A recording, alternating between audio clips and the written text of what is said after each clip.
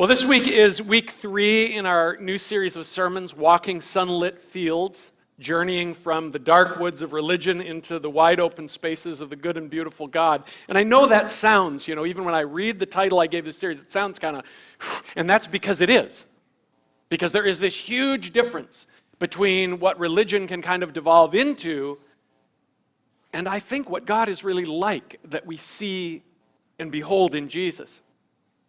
But I want to tell you a little bit about next Sunday, because next Sunday, in conjunction with this series, we're going to do something very interesting that we've never done before at LifeSpring.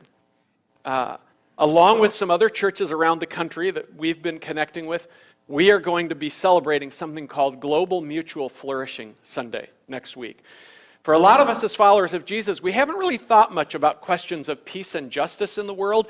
In the West, we've been kind of given this gospel that says, the gospel is just about, you getting forgiven so you can go to heaven, and it's very much been about kind of how everything works out for us. And so because of that, we haven't really been focused on things like peace and justice very much, like how it's going for everybody else in the world. Now at LifeSpring, we've done some beautiful things over the years that have taken us in love outside our walls. Within our walls, we've done, I think, beautiful things caring for each other in our congregation. We've done, God has allowed us to be a part of beautiful things on the east side of Joliet, where we have fed people and celebrated life with people and gotten kids school supplies and given them Christmas presents. And a huge thing is that, I don't know if you know this, some of you are new, so you don't even, we haven't been talking about this, so you don't even know. There are 280 children who go to a school at the remote end of the southern peninsula of Haiti called the School of Hope, in a valley where the adult literacy rate is 2 to 3%, and there's never been a school there before. And there is a school there and an orphanage called the Village of Hope that has about 20 kids in it, and community medical programs and all kinds of things. That exists because people in this community, in LifeSpring Church, gave birth to a thing called New Life for Haiti. So we've had these beautiful things where we've said, God, take us out into the world. And that was a big deal when God, that was back when we were meeting at Droughton Point Middle School, and everybody was saying, let's go build a church building for ourselves. And God said to us, I want you to go out in the world and love and bless some people. And so we did that. So we've had those things, but because of the way we've thought about the gospel, kind of an egocentric kind of approach to the gospel, we haven't really thought a lot about things. We thought a little at LifeSpring about poverty, but we haven't thought a lot about people who are being oppressed by unjust powers, and yet it's always happening in the world. I can often see these things in retrospect, right? When we were killing and displacing indigenous people in this land, should not more Christians have been concerned about what was just? We all go, yeah. But are we concerned about it where it's happening in the world now? So next Sunday, I'm talking about this too long, but next Sunday, we're going to gather with an eye toward hearing God's heart for peace and justice. And we're going to learn some things, especially about what's happening in Gaza. And maybe you'll love that. Maybe it'll bother you that we're going to talk about something very particular, but we simply are because it's a big deal. I don't know if you know this, but right now, Palestinians in Gaza are begging the world to see what's happening to them. And mostly what they have received back from the church in the West is people saying, yeah, those people are the problem. They should be wiped out. Like famous pastors have made these kind of statements, and big churches have talked a lot about this, and we'll talk about next week why that is. So you're going to learn some things next week. Have the courage to come. You're going to learn some things. Maybe you're going to feel some things. My hope is that our hearts will be lifted up into the heart of God. And I think you'll be glad you came. And most of all, maybe we'll be able to say that we're listening to Jesus' words about mercy and compassion and peacemaking and justice. So don't miss this chance to come together, to learn, to pray together for the flourishing of all people. So, but this morning, we have other places to go. So let's start with Jesus this morning. It's always a good place to start. I know last week some of you were thinking, like, when is he going to get to Jesus? So we'll start with Jesus this morning. And where we find Jesus in the 11th chapter of Luke's Gospel. And this is what Luke tells us. Jesus has been teaching, and he's been teaching revolutionary things. Like, it's not just like doing all the right stuff. It's how you look at things. The eye is the lamp of the body. It's how you look at things. And then it says, as he spoke, a certain Pharisee asked him to dine with him. So he went in and he sat down to eat. And when the Pharisee saw it, he marveled that Jesus had not first washed his hands before dinner. Now, they didn't know anything about germs back then. This is not like, hey, you should have used the hand sanitizer that we provided on the table. This is about being clean and unclean before God. These were rituals that you did so that you didn't, as you ate, and you did all the things involved in an Orthodox Jewish meal, that you didn't make yourself unclean before God. And Jesus just sits down and says, great, dinner. And then apparently he realizes that this guy is giving him the stink eye because the very next words are this.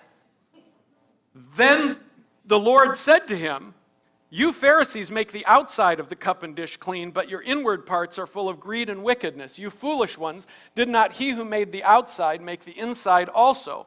But rather you should give alms out of such things. In other words, care for people. You should care for people. Alms are like gifts to the poor and things like that. He says, and then everything will be clean to you. Like he's basically saying, you're all mixed up about what's clean and unclean.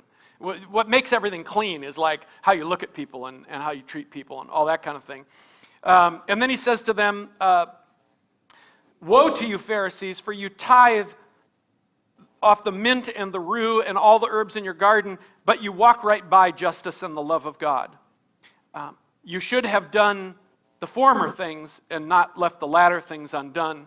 And then he goes on and he criticizes them about, wanting the best seats in the synagogue and all those kind of things. And then it says, then one of the lawyers, these are the scribes. You have two groups of guys in the room, right? So you got the Pharisees, who were kind of like the conservative policing Christians of the day. And then you have the scribes, who were the guys who were explaining to the Pharisees and everybody else, this is exactly how you have to keep the law. They were the interpreters of the Old Testament law and said, so God gives this command, and for you to keep it, it looks exactly like this, right? So Jesus is kind of lining out the Pharisees here, and then it says, and so one of the scribes, the lawyers, said to him, teacher, when you say this to those guys, you are reproaching us also. Like, when you're criticizing them for the way they think about things and police everybody, we're the ones telling them how to do it. So you're not being very nice. I mean, that's essentially what they're saying. This is a reproach to us also. And you think maybe Jesus is going to say, I'm sorry, I didn't mean to offend everybody. And Jesus says, oh, you want me to talk to the lawyers in the room? He says, okay, woe to you lawyers, you scribes, for you load men with burdens that are hard to bear. All these minute details. You're telling everybody, if you're going to make God happy with you, you've got to do this. You got to do it just this way, right? I mean, they had things like God said, don't work on the Sabbath. So what the scribes in Jesus' day figured out is how many steps constitute work. And they told everybody, you get this many on the Sabbath. And if you walk more than this many steps on the Sabbath, you displease God. So now people are doing math, because if they're going to go to their neighbor's house, they got to make sure they only use half their steps because they got to get home, right? This is what it was, to keep the law, right? And so Jesus says, you are putting all these burdens on people, and you yourselves do not touch the burdens with one of your fingers. See, when you make religious rules for other people, you always make rules you can keep, but that other people's circumstances might make it hard for them to keep. Imagine if you were a mother and you heard on the Sabbath your child had gone off to play and your child was hurt, and you had to go get them, but it was more steps than the judging God of the universe said you were allowed to walk on the Sabbath. What do? Now you're a bad person. Now you're a bad Jew. Now you're a bad God follower. He says, woe to you. And then he goes on. I won't read this all to you. He criticizes them because he says, you're basically the same guys that, like your grandfathers that killed the prophets, but then you build them tombs and say how great they were. And because the prophets told you about love and justice and that you should be doing these things. And you said, man, those prophets were great, but you're just like your grandparents who killed them. And now you put nice plaques at their tombs. And, And so then he says, woe to you, scribes, you lawyers, for you have taken away the key of knowledge. You did not enter in yourselves, and those who were trying to enter in, you hindered them. And as he said these things to them, the scribes and the Pharisees began to assail him vehemently. The dinner party went bad. That's the translation. They began to assail him vehemently and to cross-examine him. And from that time on, they were lying in wait for him and seeking to catch him in something he might say so that they could have an accusation against him. So what Jesus literally says toward the end of that is he says to the scribes, this is literally what it says in the Greek, you have removed the key to the room of understanding about life, about God. And so now you're also, as a result, preventing other people from going in. So I know this seems obvious, but I just want to take you back to the beginning of this conversation, right? Where Jesus talks about how they tithe off the herbs in their gardens. You know what tithing is, right? Tithing is you have $10, you get to keep 9, you give 1 to God. You got 10 chickens, keep 9 chickens, you give 1 to God, right? And so they're tithing. These guys are tithing off the herbs in their garden, right? 1, 2, 3, 4. Starting to think you're on Sesame Street. 5. Who was that guy? The Count. 6, 7. You guys are weird. 8, 9. Oh, make sure. 1 for God. So you're counting these out, and you get to 3, and somebody says, hey, there's a guy over here getting beaten up. What do? 5, 6. Hey, your neighbor doesn't have any food in their fridge. 7, 8, and 1 for God. Jesus is saying, you guys are focused on all these little meticulous things like this, but you're walking right by justice and the love of God. You're walking right by care of your neighbor, or even of the stranger. And the thing about rules is that you get very focused on the details. But Jesus is saying to them, you're paying attention to all these small things, but you're walking right by justice and the love of God. I think if Jesus knew this phrase, if this was a phrase in Jesus' day, I think he might have used this in this conversation. You'll know it. You're missing the forest for the trees. God cares about something big, but you have made it all into these small things, and you think that the only way you're going to please God and the only way you're going to be okay with God is you're going to have to do all these things just like this. So I want to suggest to you this morning, in the theme of this series, that in religion, generally, and when we're talking about expressions of Christian faith, that when we create an overabundance of rules and say that they all come from the mouth of God, Jesus even said this at one point. He said, you teach your doctrines he told the Pharisees, you teach your doctrines as the commandments of God.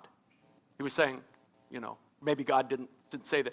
So in this faith journey, when we create an overabundance of rules, say they all come from the mouth of God, and we push people to fixate on them, when we become enamored with nailing down every perfect doctrinal answer so that we can say we are the people who believe just right about everything, when we become very focused on defining a lot of gates that we think determine who is in with God and who is out, who God accepts and who God doesn't, who God is willing to move toward and who God won't, when we get focused on these kinds of things, when these become the things that people of faith fixate on, I want to suggest to you this morning that the result is that we make God smaller than God is.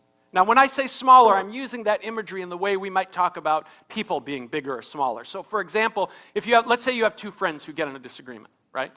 And so somehow they get back together to try to work out this broken thing that's happened in their relationship. And one of them is just like, they want to hear the other person apologize 10 times.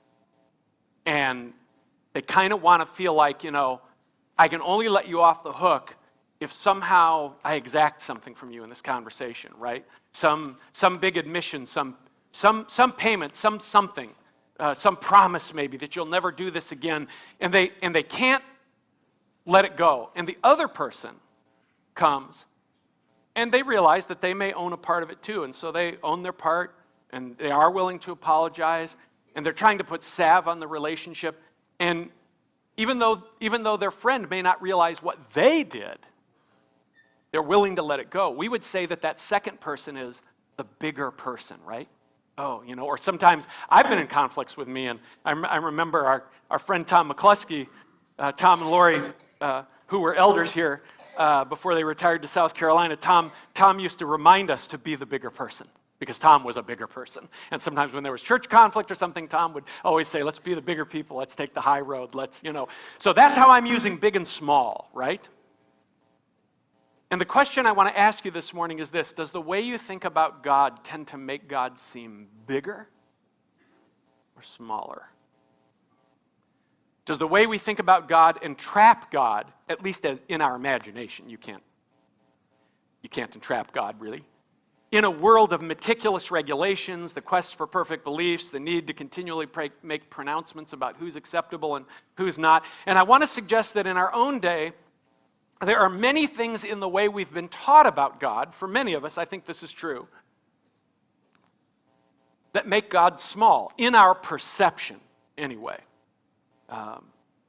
In the sense of God not being, this is how I would define it, God not being big enough to encompass the reality of all human beings.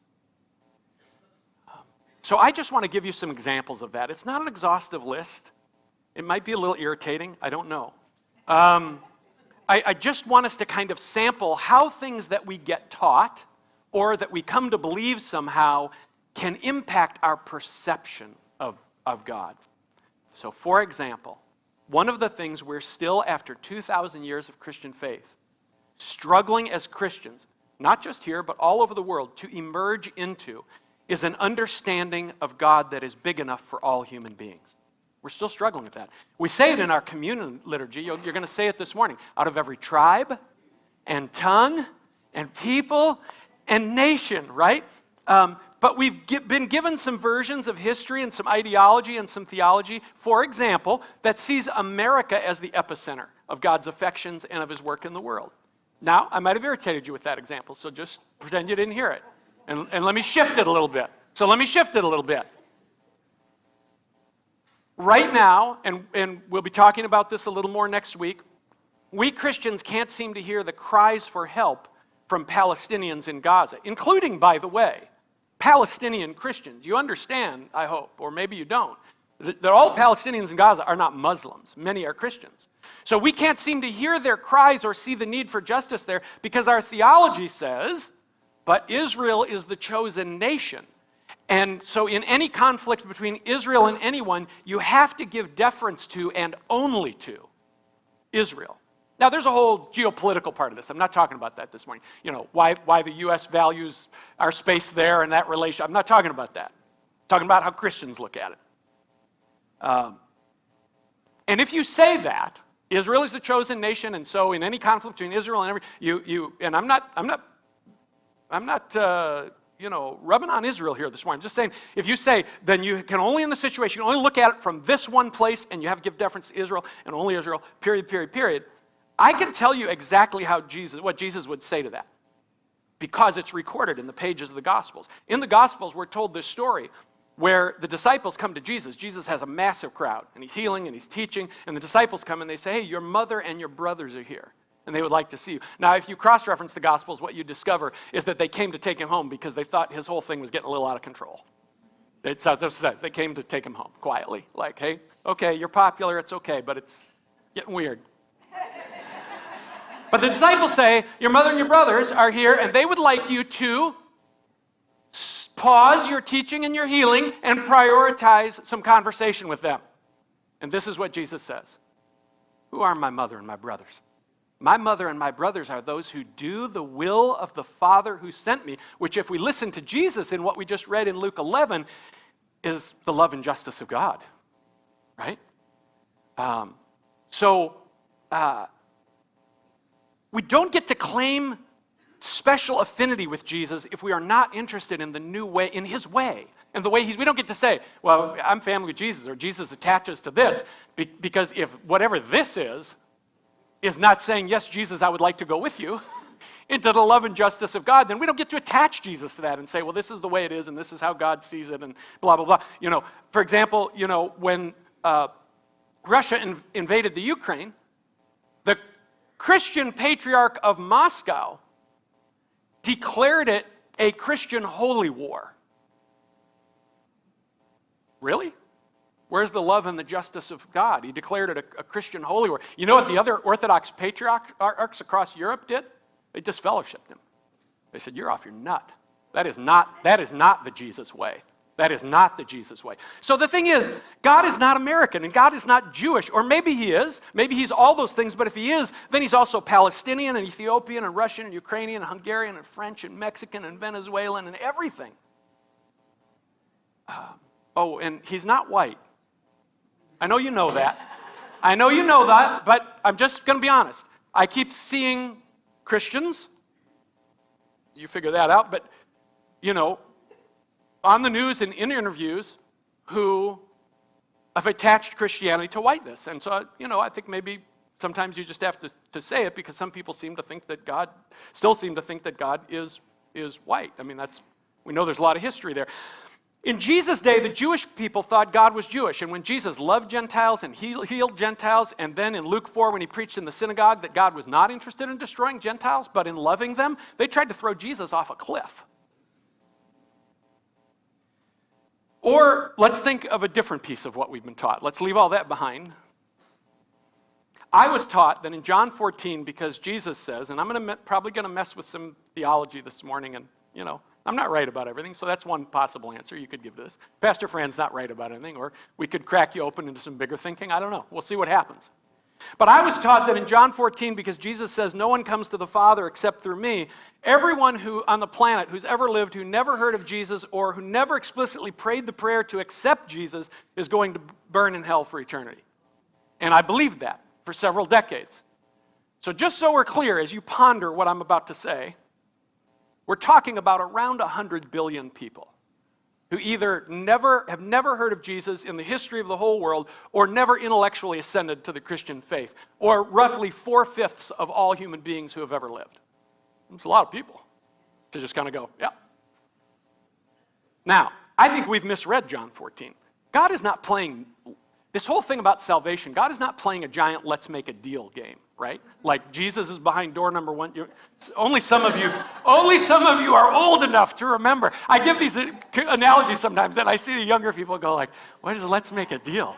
So look it up. It's probably old episodes on YouTube. But it's not like Jesus is behind door number 1, Muhammad's behind door number 2, and Buddha's behind door number 3, and guys, you better pick the right door, but which, you know, like you can't really tell, you can't discern, you better, and then you pick the wrong door, and he goes, oh, you picked the wrong door, and the trap door opens, and down you go. Like,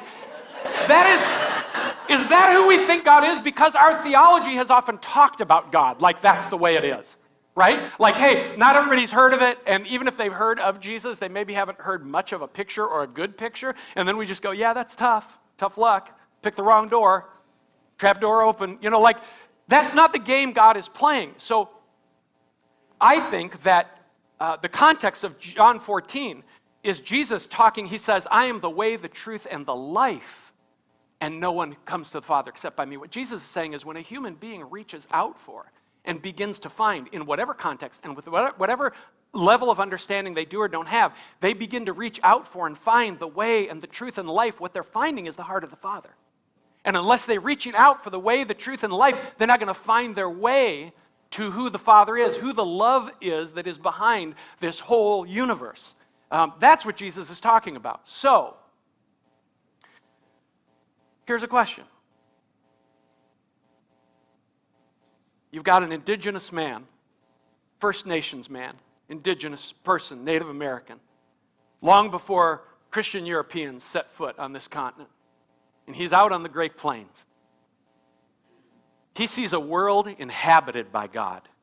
He sees God or God's delegates in the movement of the breeze in the trees, the flow of the river, everything. And he sits down and he relaxes himself with a little peyote. And he closes his eyes and he starts to talk to the Great Spirit that he knows is behind everything. What do you think God does? What do you think God does in that moment? Well, you know, Christians have not shown up where you are, so I can't talk to you. I can't come close to you. I can't be near you. I mean, maybe you think that.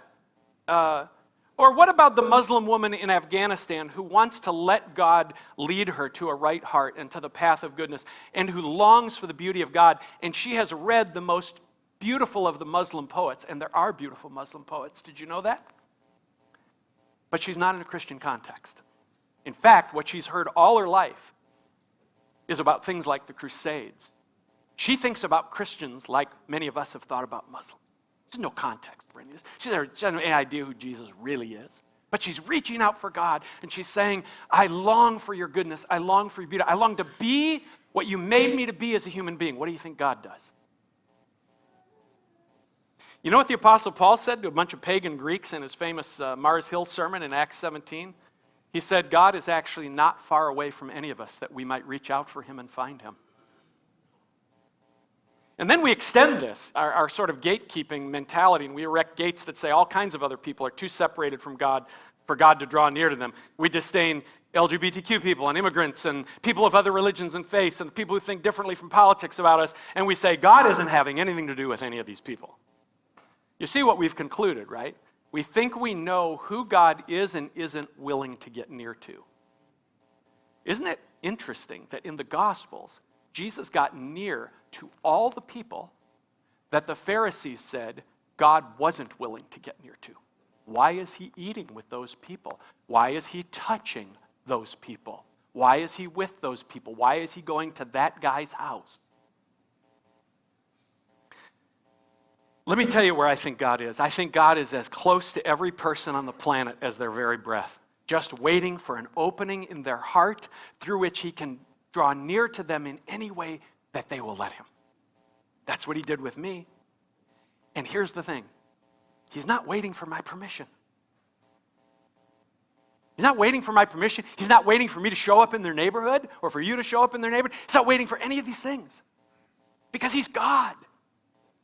So my question is, can you see God as big enough to be that he is passionately in love with every human being on the planet? If God is the God of love that Jesus models and talks about and represents, then God cannot be the God who looks at 4/5 of the human beings who have ever lived and says, whatever, too bad, door number 2. No way. No way. Now you say, well, you haven't answered all my questions about that. You just took me into some weird territory, Pastor Fran, and you're not answering all the questions. You only have so much time for sermon, so, you know. Now, I know I've meddled in them, and I know I'm being a little funny, but I know I've meddled in a few things this morning, so let me make it worse. With one more example. And my example is an example that has to do with the very heart of our faith, which is what happened at the cross. I think the way of thinking about the cross, which gradually developed in the Western Church from the 11th century up until the Reformation in the 16th century, and which has now been passed on to almost all of us in the modern church, has painted God with a very small brush. What we've been taught is that Jesus had to die for our sins so we could be forgiven, but we've been taught about this in a very particular way. What we've been taught is that in his wrath and anger over the horror of sin, God could not just forgive us unless his wrath could be satiated and his divine justice satisfied. And what that meant was that somebody had to pay before God could let us off the hook. So we've been told that Jesus took the punishment of God for our sin, and God poured out his wrath on Jesus on the cross, and as a result, God was able to say, well, now that we've done that, I can forgive you. Now that someone has paid and my justice and my wrath have been satisfied. One problem I've discovered in the last few years as I've tried to come to terms, because it paints a very violent and retributive picture of God. And if it's true and you believe it's true, then that's okay. You just have to be holistic enough to say, I believe in a very violent and retributive God. That's fine. That's fine. But keep it together. Don't say you believe God's all love and all grace and he's violent and retributive, because it's tough to bring together. So the problem I've had as I've worked through these questions about the cross in the last few years is that all what I just told you that we've been taught in the modern church, I can't really find that in my New Testament. I was always told it was there, so I went, well, it's there. And I can't really find it in my New Testament. But the even larger problem than that with all of this is that what it says about God is that even his love, which is supposedly the biggest love in the universe, is not big enough to just forgive us. Somebody has to pay. Somebody has to pay, which I would suggest to you is not actually forgiveness, it's satisfaction. Those are two very different things. Now, whenever I say these things about the cross, I always feel the need to say, don't mishear me. There is violence at the cross, and the cross is amazing and profound and redemptive and beautiful and reveals the heart of God to us. But this theology of the cross we've been given has not led us to the God Jesus portrayed in the prodigal son story. You know, Jesus' clearest portrayal of God, I think, is the father in the prodigal son story, right? Who gives his child freedom, who misses his child, who longs for his child, and who welcomes his child home. This theology we've been given of the cross, it doesn't paint this picture of the Father who never suggests that anyone has to pay or satisfy him. In the prodigal son story, the son comes home. The son isn't really repentant. You get that in that story? He's trying to figure out how to get food in his stomach. So he says, I know I screwed up. If I could just be a hired hand and have 3 meals a day, that'd be really great. And the father doesn't say, well, hang on, I'm going to go out and beat your older brother because somebody's got to pay and then I can forgive you. No. It says that he fell upon his neck with kisses. And he said, my son who was lost is found. My son who is dead is like, he's not looking for anybody to pay. He's simply overjoyed that his son is home. So in the very beginning of this conversation in Luke 11, Jesus actually tells these Pharisees and scholars where they took the wrong turn, but it's really easy to miss. They were meticulous about the foods that they considered unclean, and they had this whole thing with the dishes, and Jesus takes that and he makes a metaphor out of it. And so I want to read you this one verse again. And then the Lord said to him, you Pharisees make the outside of the cup and dish clean. That's all the ways, what we present to the world. It's our pronouncements, our opinions, our judgments, how we think the world ought to be navigated. It's all the things outside that everybody can see. He says, you make the outside of the cup and dish clean, but inside you are full of greed and wickedness. And then he says this really interesting thing. He gives them a lesson in the construction of the human person. He says, he says, oh foolish ones, you're all focused out here. Did not the one who made the outside also make the inside? The wrong turn they took was they didn't understand that what a person really is their heart, their soul. They've missed the entire inside of the human being. I want you to notice that when the kind of faith we embrace makes God tribal. That was our first example, right? Makes God tribal, or says God can't connect with this group or this person or that person because of something about their life or where they live or their religion or their lack of knowledge. Or when we paint God, when faith paints God primarily as a wrathful judge whose big bent is to make somebody pay. I want you to notice that all these things are focused on some kind of externals. They're all out here, right? Like how we perform, our discernments, what we think, our opinions about other people, which group out there or the group I'm in that God is really attached to. They're all external. It's not just that God made the inside. Jesus is saying to Pharisees, it's that there is an inside, and you're missing that the center of a human being is the heart, is the soul. Isn't it ironic that we focus on all these big things, our group, our conclusions about who is and what groups are acceptable, a God out here who is a mechanistic God who is so eager to punish. We focus on all these things we deem so big, but do you see what they actually do? They make us smaller as people. And that's the moment where, if you get that, that's the moment where you go, oh, how did we get there? Jesus comes to walk among us, and he looks past all these distinctions, right? Jesus comes, he's not tribal. Gentiles, God loves Gentiles, He's not tribal. He's not at all saying, like, this person's acceptable. He's not doing the whole clean, unclean thing. We're really still doing that. We don't use the Jewish terminology. We're still doing the clean, unclean thing about people and groups and all this kind of stuff. Jesus doesn't make any of those kind of distinctions, right?